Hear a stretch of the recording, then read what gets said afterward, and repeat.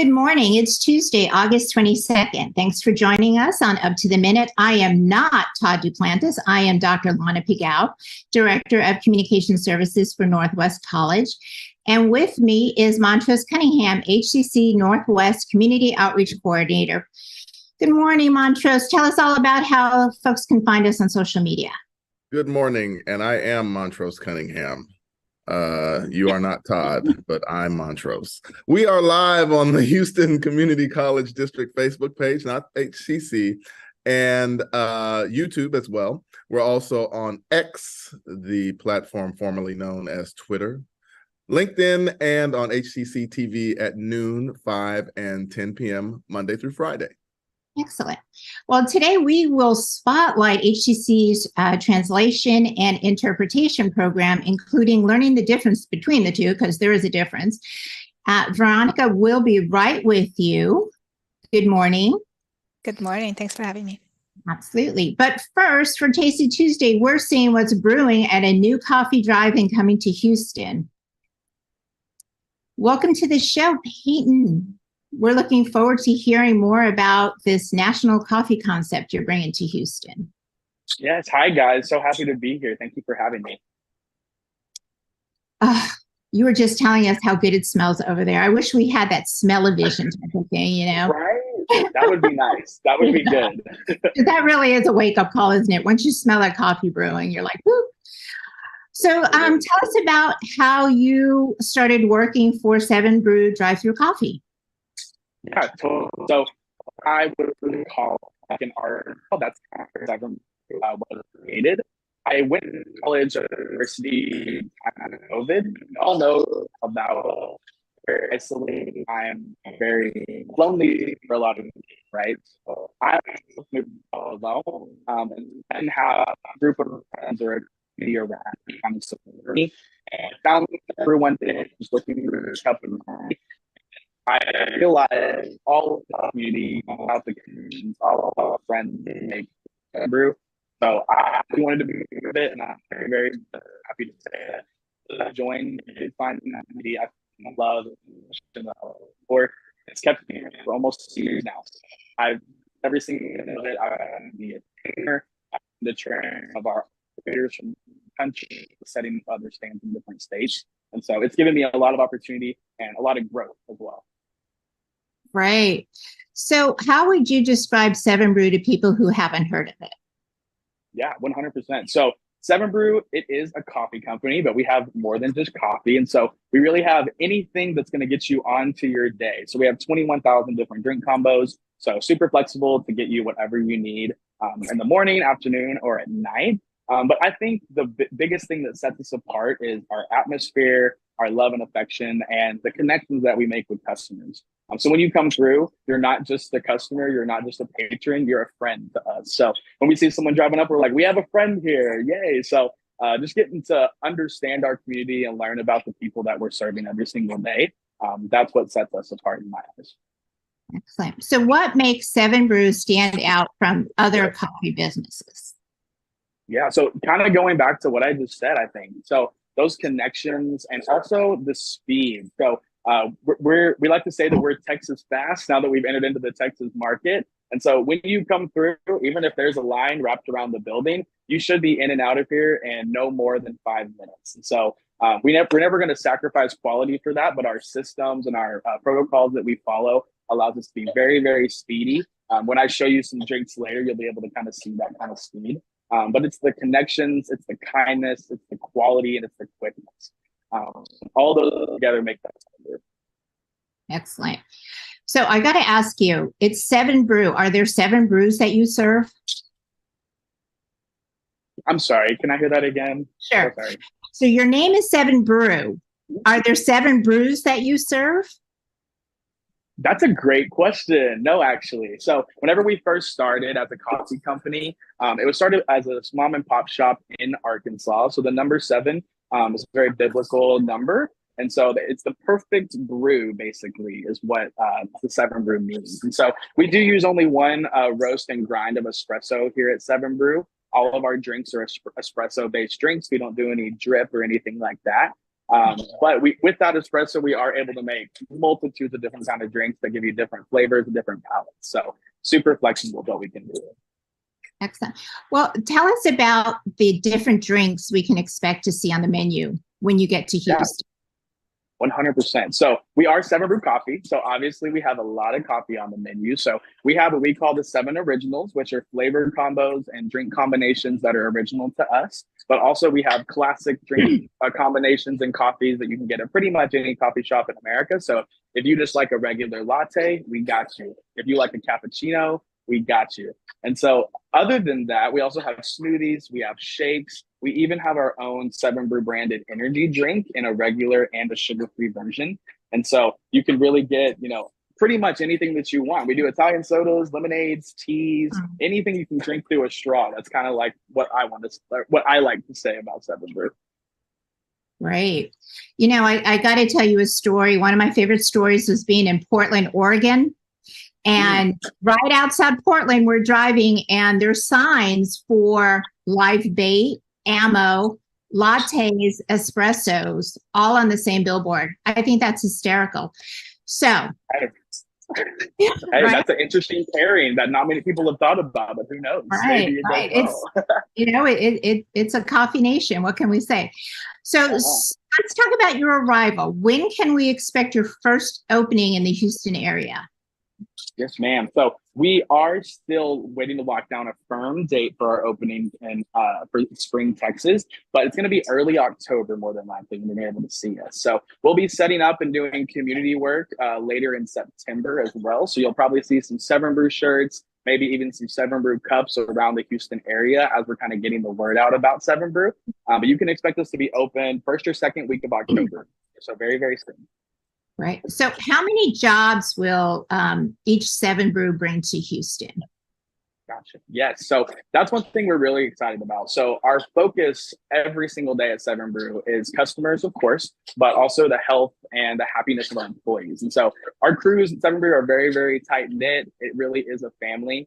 And so we're hoping to do about 30 to 50 employees for each location. Yeah. So and we're going to be doing about 80. And so I could do the math for you real quick, but that does add up to quite a few jobs here in the next 5 to 7 years. And so our bread and butter is high school, college, but really anyone that just wants to spread kindness and just loves having the community around. Excellent. So it's 7 Brew Drive Thru Coffee. So there's no tables. You don't come in and sit. You drive through or you walk up. Is that correct? Yes, ma'am. So we have 2 drive-through lanes where you'll get your orders, but we also have a walk-up capability. We have a picnic table underneath our awnings on the left side of the building. And so you're totally welcome to hang out with us, listen to some good music, get a good drink, and just kind of hang out if you want to as well. But for most people, they really want to get in and get out pretty quickly. And that's what we're made to do for the most part. And so the drive-through is normally where people will go first. Excellent. So what's next for 7 Brew? You have any events coming up? You're going to show us some coffee? Yeah.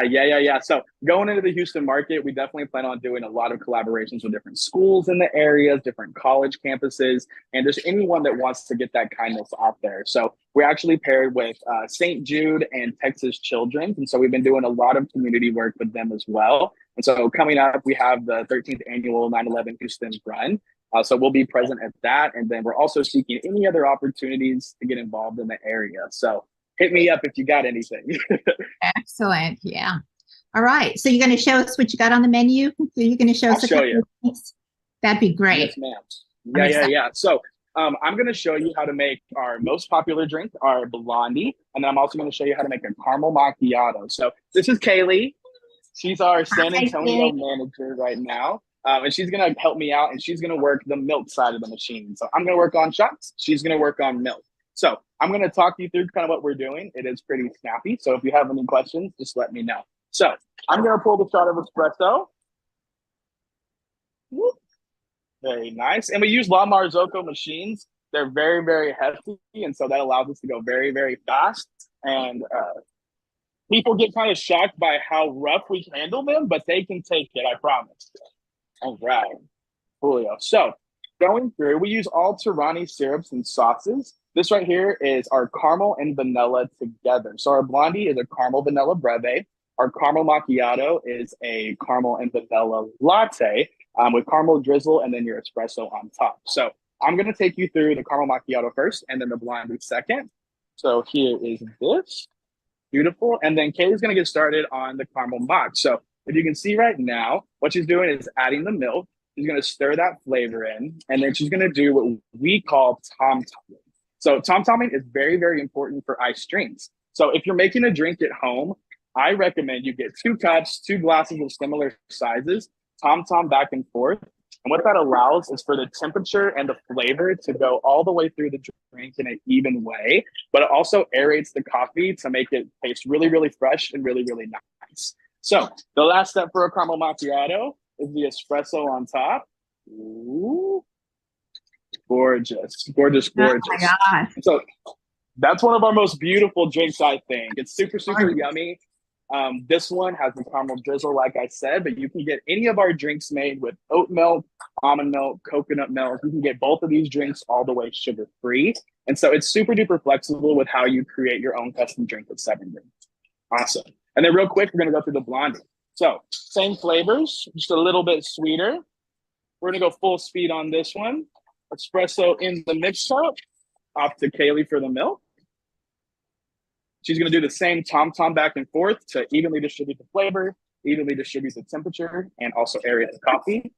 She's going to pop a lid on there, and that's our blondie. That's our blondie. And so as you can see, super, super fast process, but it's the same every time. And so we have it down to a science that we can get you in and out of here as quick as we can. So super exciting stuff that we're excited to bring to the Houston market. So excited. I actually live in Houston, and I've been waiting on the Houston market to get going for the past about 6 months. And after getting the energy from Houston and kind of what it has to offer, I'm so stoked that 7 Brew is going to be in the area because I think we fit, just the energy in Houston to a T. Yeah. So excited. Great. Well, those look delicious, and we can't wait for you all to open. So thank you, Payton Medlin, Marketing Manager, 7 Brew Drive Thru Coffee, and our Tasty Tuesday guest. And we'll have all your info in our post after the show. And I'm sure we'll see you soon. Thanks. Amazing. Thank you so much, guys. Bye. Bye-bye. All right. Montrose, take it away. Looked really good. And there were so many musical, everything reminds me of a song. So there's a song by Prince called 7. And then I was thinking of Heart of Glass by Blondie. So anyway. Oh, there you go. All right. Moving on to Veronika Demichelis, HCC Translation and Interpretation Instructor and President-elect of American Translators Association. Welcome to the show, Veronika. Thanks. Thanks for having me, Montrose and Lana. Yes, and if those titles weren't enough, I want to also mention that you're also a certified translator as well as a translation business owner. Correct. Yes, based right here in Houston. All right. Well, first tell us, why would you need to study translation and interpretation, and why it's considered a profession? Right. Well, there are many people who are bilingual who ask that question, and being bilingual is a great starting point, but it's not sufficient to be a professional in this field. Much like, you may be able to hold special medical instruments, but it doesn't mean you're ready to be a doctor without proper training. Just to mention the difference right off the bat, translation is about working with written texts, so transferring them from one language to another, and interpreting, language interpreting in particular is about working with spoken messages, spoken words. So anything that involves interpreting for speakers. So when we do that, we are not just replacing words from one language with words from another language. It is much more complex than that. Translators and interpreters should be excellent writers and speakers and be able to convey cultural nuance, idioms, register, and the actual meaning of the message they're translating or interpreting. So being bilingual is a good foundation, but you really need to hone your skills and be able to understand the message and express it accurately and with all the cultural nuances. So we teach techniques and strategies on how to do that, because without proper training, you run the risk of not understanding understanding complex terminology that is used in, for example, medical, legal, or technical settings. Untrained translators or interpreters can unknowingly omit important information, add things that weren't in the original message, or change its meaning entirely. And this can have terrible consequences, especially in high-stakes situations that can affect people's health, safety, or a company's reputation, and this can have legal or financial repercussions. So with proper training as a bilingual person, you can learn how to translate and interpret accurately, master specialized terminology, know how to apply professional ethics and standards, and just gain the necessary soft skills as well. So in a nutshell, we teach you how to facilitate communication between people who do not share a common language and come from different cultures, and you can't do that without the training. Okay. So, and what can students expect while studying in your program, and what's the difference between translation and interpretation? Right. So as I mentioned, translation is about working with written texts, and interpreting is about interpreting spoken messages. And in our program, we currently have two pathways: interpreting and translation, and localization and audiovisual translation. And we offer certificate level 2 and an associate of applied science. So what makes our program unique is that we welcome students who speak any languages, and all of our classes are either hybrid or fully online. So our students complete the same subjects during their first 2 semesters. They gain the fundamentals of the profession, learn how to deal with terminology, various technology, specialized software, and even how to harness artificial intelligence in their work, and when it's not appropriate to do that. And after the first year, our students have to choose one of the pathways, either interpreting or the new pathway, localization and audiovisual translation. And they can also expect to complete an internship so that they're ready for their new career. Okay. And speaking of careers, what kind of jobs are available when they graduate? It's a really fast-growing industry, and there are really so many jobs available. There are hundreds of career possibilities in this field. So our graduates can work in-house or as independent contractors. They can focus on entertainment industry and produce subtitles or voiceovers in different languages. They can work with companies that engage in web content or develop apps, digital media, video games, and more. They can work as localization engineers, user interface designers, localization managers. There are really so many options, and there's a real lack of talent as the industry and technology is evolving so fast. We're the only program in Texas of our kind, and there are many local opportunities for jobs right here in Texas, as well as remote work. Okay. I had a friend years ago who was from New York who said she wanted to be a translator at the UN. And she said one of the challenging things about learning how to do that is that you have to listen and translate and then say it. And all this has to be going on at the same time. Simultaneously, exactly. Is that like a skill that is developed in programs, in this program? Yes, so the students that choose our interpreting track, they learn that skill. It's called simultaneous interpreting, is where you interpret the message as it's being spoken by the speaker, which is really a skill of itself, and it requires it gives a lot of load on your mental capacity, and you really need to train that skill. But it's a fascinating profession. Okay. That's really interesting. And so I do speak a little French. I know bonjour and avez-vous un crayon. Am I ready? Or do I need a little more training? You need a little more than that. Okay. We're really looking for people with bilingual skills, so someone who's able to converse on a professional level. All right. Well, when I learn more, I'll get back with you. We'll welcome you to our program. Thank you so much, Veronika Demichelis, HCC Translation and Interpretation Instructor. We'll have your info in the post after the show. Thank you so much, Montrose. Oh, excellent. I can speak Spanish, dos más cervezas, right? That's the big Spanish we all know. Those are the first things I think we're exactly where we need to be right now. We're so American, I tell you. I have a friend she's a translator interpreter at she works a lot with NASA, and she is all over the world. She is always traveling, and she's doing really cool things. And I get jealous of her because I'm like, oh, that's so glamorous. All right. So moving on to news, events, and announcements. Now that the semester started, there's a drama open call on several campuses. So if you want to shine on stage, backstage, HCC Drama is seeking individuals for its fall production at Central, Southwest, and Northwest. This open call is for all HCC students and no experience is necessary. And those are 7:30 to 9:30, Tuesday, August 29th at the HCC Stafford Fine Arts Center at the Black Box Theater. No registration is necessary. Check out our post after the show for more information. All right. And also the Black Men Bootcamp, Sales and Customer Relationship Management. HCC will host this virtual workshop for entrepreneurs to share strategies to promote inclusivity, diversity, and equal opportunities. And that's from 6 to 8 p.m. Tuesday, August 29th. And again, it's virtual. You can check out our post after the show for registration information. Great. And HCC and MBDA are continuing their popular subs and sandwiches, and this time it's hosted by J.E. Dunn.